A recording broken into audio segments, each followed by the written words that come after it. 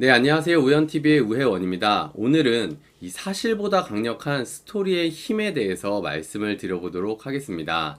먼저 이 책은요, 이 리사 크론이라는 작가가 쓴 책이고요. 스토리에 관련돼서 우리가 어떻게 삶에 적용시킬 수 있는가에 관련된 내용으로 적혀져 있습니다. 자, 먼저 이 책의 앞부분엔 이런 이야기가 있습니다. 이야기를 들려주는 자가 세상을 지배한다라고 이야기를 해요. 그래서 내가 스토리로 누군가 사람을 설득을 하려면 이 듣는 사람의 경험과 통하는 나의 스토리를 이야기를 하는 게 매우 중요하다라고 이야기를 합니다. 자, 그러면서 이 다음에 나온 이야기가 바로 이 팩트, 사실에 관련된 이야기인데요. 이 사실만으로는 사람을 설득하기가 쉽지 않다라고 이야기를 합니다. 결국 이 사실이나 도표, 데이터 이런 것들은요, 이야기를 할 때 내가 마치 똑똑한 사람이 된 것 같은 기분이 들게 만들지만 상대방의 귀에 들어가지는 않는다는 얘기죠. 되게 찔리는 얘기죠. 저는 되게 팩트에 대해서 많이 이야기를 하는 편인데, 그래서 이 똑똑한 사람은요, 사실이나 도표, 데이터에 대해서 이야기를 하는 것이 아니라 상대방의 관심을 잡고 이 변화를 이끌어내는 사람들이 바로 대화를 잘하는 사람들이다 라고 이야기를 합니다. 자, 그래서 일반적인 사람들은요, 사실은 외면하지만 스토리는 주목한다는 걸 우리는 기억을 해야 됩니다. 제가 평소에 되게 팩트나 그래프를 가지고 많이 이야기를 하는 편인데, 이런 것들은 제가 마치 막 되게 똑똑하고 내가 잘 알고 있으니까 내 말을 들어야 돼, 이런 생각으로 이야기를 했던 것 같거든요. 근데 이게 상대방한테는 전혀 도움이 안 되는 얘기를 하는 거죠. 결국은 상대방이 듣고 싶은 이야기를 해주는 게 매우 중요하다라는 것을 요것만으로도 우리가 이해하고 알 수 있는 부분입니다. 그래서 이 스토리라는 거는요, 뇌의 언어다라고 이야기를 해요. 결국 우리가 이야기가 끝나고 나서도 결국 그게 기억에 남고 오랫동안 가는 게 정말 좋은 대화를 한 거잖아요. 팩트와 그래프를 가지고 이야기하는 게 아니라 스토리를 가지고 이야기를 하는 게 매우 중요하다는 것을 알 수가 있습니다. 자, 이렇게 대화를 하는데요, 사람들이 저지르는 두 가지 실수가 있다라고 얘기를 해요. 첫 번째는 바로 지식의 저주인데요. 이 지식의 저주라는 거는 내가 어떤 거에 대해서 알고 있거나 믿음을 갖고 있으면 당연히 상대방도 그런 지식을 알고 있고 믿음을 갖고 있을 것이다 라고 착각을 하는 부분을 이야기하는 건데요. 이런 경우가 생기면 어떤 상황이 생길까요? 상대방이 당연히 뭔가 알고 있을 거라고 생각을 하다 보니까 생략되는 것도 많고 의사 전달을 하는 데 있어서도 제대로 안 될 확률이 높겠죠. 왜냐면 그가 갖고 있는 지식과 내가 갖고 있는 지식의 차이가 나기 때문에 같은 대화를 하는데 의사 전달이 제대로 안 될 수밖에 없는 것입니다. 그래서 이 지식의 저주를 깨고 항상 어떤 일이든지 간에 풀어서 상대방한테 쉽게 전달을 하는 게 정말 스토리를 잘 이용하는 사람이다 라고 말씀드릴 수 있고요. 두 번째는 데이터 스모그입니다. 아주 많은 분들이 공감하실 텐데요. 우리가 일반적으로 요즘에 데이터가 그리고 정보가 너무 넘쳐나는 시대죠. 그러다 보니까 정말 질 낮은 정보들도 많이 있는데 이런 것들을 하나하나 정말 괜찮은 정보인지 그렇지 않은지를 구분하기가 너무 어려운 상황이 생긴 거예요. 그러다 보니까 어떤 상황이 생기게 되면 어떤 정보가 와도 그냥 무시해버리거나 난 괜찮아 됐어 이렇게 넘어가 버리는 경우가 훨씬 많다는 거죠. 그로 인해서 만들어진 게 이 데이터 스모그다 라고 말씀을 드릴 수가 있습니다. 이런 것들을 좀 우리가 이겨내기 위해서 필요한 게 이 항상성을 깨는 것이다 라고 말씀드릴 수 있는데요. 이 항상성이라는 것은 우리 몸의 신체 건강에도 이야기가 나오는 부분인데, 지금의 상태를 유지를 하려고 하는 상황을 항상성이다 라고 이야기를 합니다. 반대로 정신적으로도 항상성이라는 게 있다는 것이죠. 여기 보시는 것처럼 경험상 안전한 상태라면 그 상태를 유지하고 싶어 하는 것이 바로 내 정신적인 항상성이다 라고 이야기를 할 수 있습니다. 그러다 보니까 새로운 기회가 오거나 새로운 제안이 왔을 때 아니야 됐어 고맙지만 됐어 괜찮아 난 지금이 편해 나 지금이랑 변하고 싶지 않아 이런 이야기들을 하게 된다는 것이죠. 이게 조금 심화가 되면 어떻게 되냐면요, 변화를 거부하는 게 아주 필사적으로 하게 됩니다. 그래서 내 본능 자체에 아주 충실해지는 거죠. 왜냐면 내 본능은요, 편안함을 항상 추구합니다. 그럼 편안함을 추구한다는 얘기는 지금 내가 예를 들어 직장을 다니고 있다. 근데 이 직장에서 일을 그만두고 다른 직장으로 가는 것도 사실 내 평화를 깨버리는 거기 때문에 어려워하는 것이고요. 내가 직장을 다니면서 내 미래를 뭔가 준비하는 것조차도 두려워하는 것이죠. 왜냐면 안 그래도 내가 직장을 다니면서 스트레스 받고 피곤한데 이것보다 스트레스 받는 일을 더 만들라고? 이런 생각을 하게 되는 것이죠. 이게 생각으로는 지금 어차피 이 직장이 내 미래를 준비해 주는 게 아니기 때문에 직장을 다니면서도 내가 뭔가를 준비해야 된다는 것은 알고 있어요. 하지만 이 알고 있는 거가 본능을 이기지 못하는 것이죠. 그래서 내가 뭔가 필요한 상황이다 한다면 무조건 NO 하면서 거절을 하는 것이 아니라 뭔가 도전해 보는 것도 매우 필요합니다. 그러면 이 항상성을 깨야 되는 사람이 있을 때 내가 누군가의 항상성을 깨주고 싶다. 그럼 어떻게 하면 될까요? 바로 이 변화를 이끌어내는 스토리를 사용을 하면 됩니다. 예를 들자면 사실이 있고 스토리가 있는데 아까 얘기했던 것처럼 사실로 얘기하면 상대방한테 들어가지 않고 스토리를 얘기해야 되니까 마치 사실은 안 좋은 거고 스토리는 좋은 거 이렇게 생각을 할 수가 있는데요. 전혀 그렇지가 않습니다. 결국 이 스토리라는 것은 사실을 상대방한테 더 효과적으로 전달하기 위한 그런 도구다라고 말씀을 드릴 수가 있는 것이죠. 상대방을 위해서 정말 이 사실을 전달하고 싶은데 어떻게 하면 잘 전달할 수 있을까? 이렇게 생각을 할 때 우리는 스토리의 힘을 이용하면 되는 것입니다. 결국은 이 스토리라는 것은 상대방의 항상성을 가장 파고 들어가는데 좋은 도구다라고 말씀을 드릴 수가 있는 것입니다.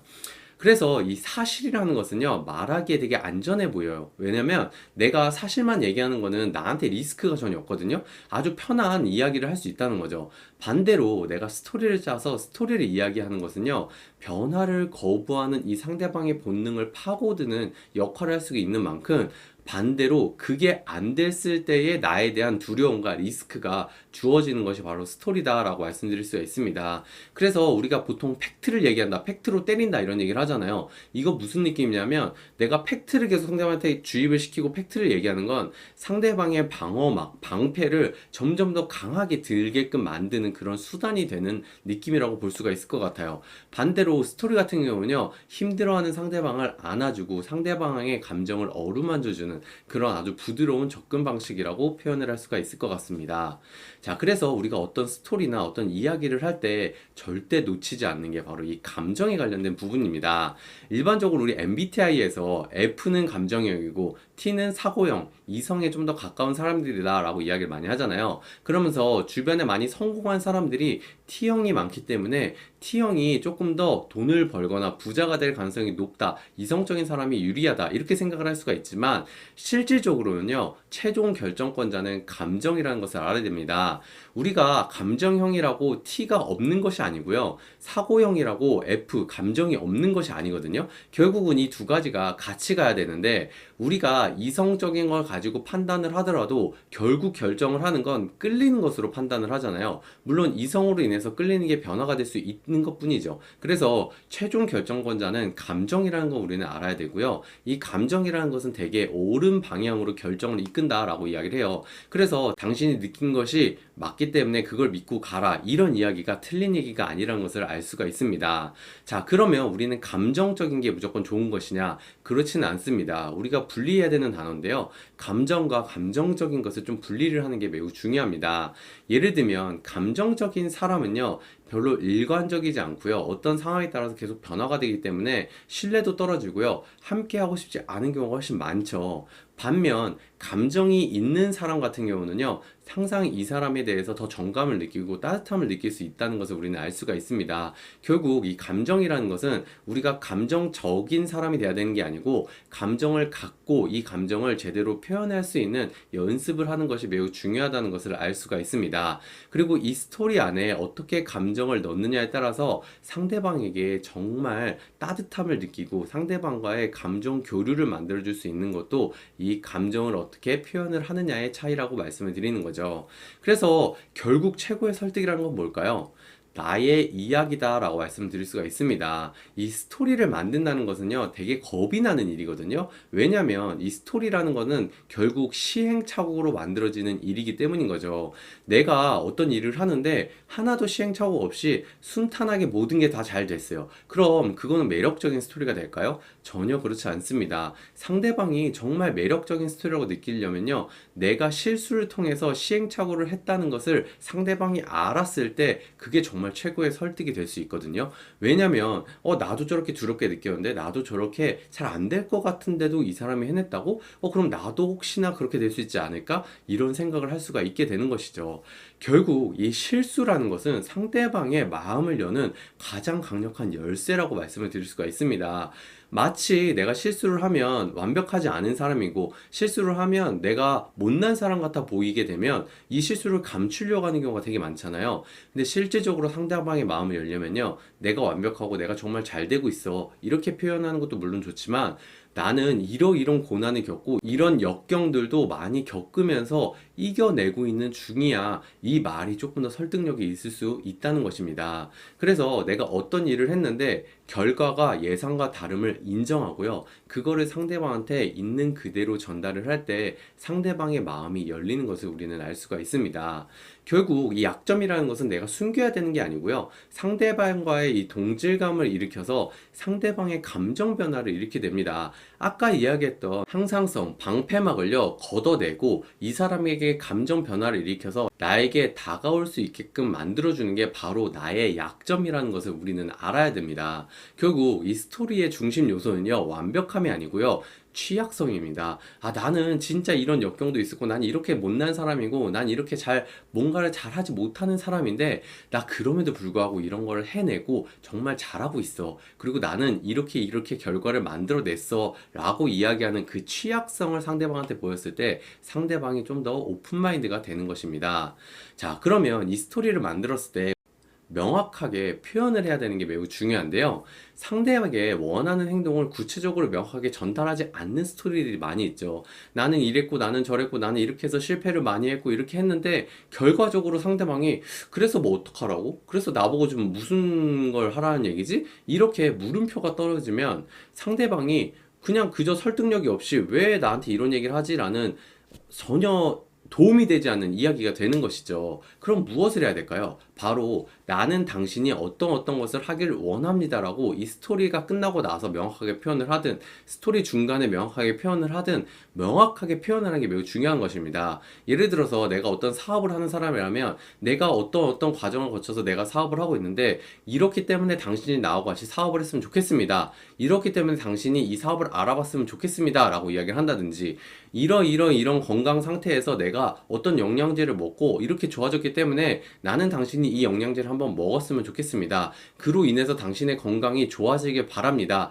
이런 방식으로 명확하게 표현을 하는 연습을 하는 게 매우 중요하다는 것이죠. 그래서 이 명확하게 표현하는 것 자체만으로도 사실 두려움이거든요. 이 두려움이 내가 진짜로 잘 해나가고 있다라는 반증이라는 것을 우리는 또 한 번 더 명심을 해야 됩니다. 내가 상대방에게 어떤 것을 이야기를 할 때 상대방이 어떤 이점을 받을 수 있는지를 구체적으로 명확하게 밝혀주고요, 그거를 밝힐 때만큼은 누구보다 자신있고 과감하게 밝힐 필요가 있습니다. 그러면서도 상대방이 거절하기를 좀 두려워한다든지 걱정이 된다든지, 아니면 혹여나 반대로 당신이 이거를 안 먹을까봐 내가 좀 걱정이 된다든지, 이런 솔직한 감정들도 같이 표현을 하면 여러분들이 사업을 하고 이 스토리를 전달을 하는 데 있어서 명확하게 표현을 할 수 있는 도구가 될 수 있는 것이죠. 그래서 여러분들이 뭔가를 진행할 때 내가 취약해지고 있는 느낌이 들면 그게 바로 맞게 가고 있는 것이라고 합니다. 그렇기 때문에 여러분들, 내가 지금 두려움을 느끼고, 만약에 내가 지금 잘하고 있는 걸까? 좀 이런 취약한 느낌이 들 때가 있잖아요. 그러면 여러분들은 지금 매우 잘 가고 있다는 확신을 가지셨으면 좋겠습니다.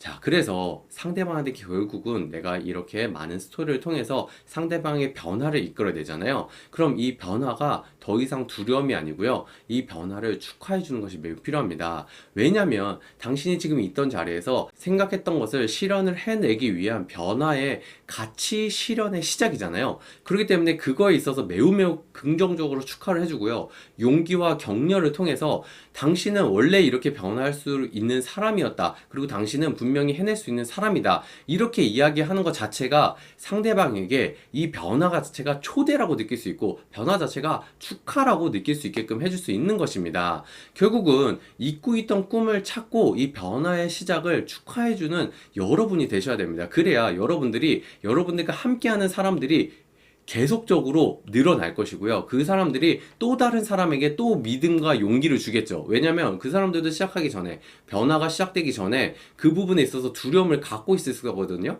그럼 그 변화가 내가 이런 느낌을 받았기 때문에 나도 변화할 수 있었고, 나도 용기를 낼 수 있었어 라고 똑같이 다른 사람한테 이야기를 할 수 있게끔 그렇게 만드는 것이 바로 복제라고 이야기를 할 수가 있는 것입니다.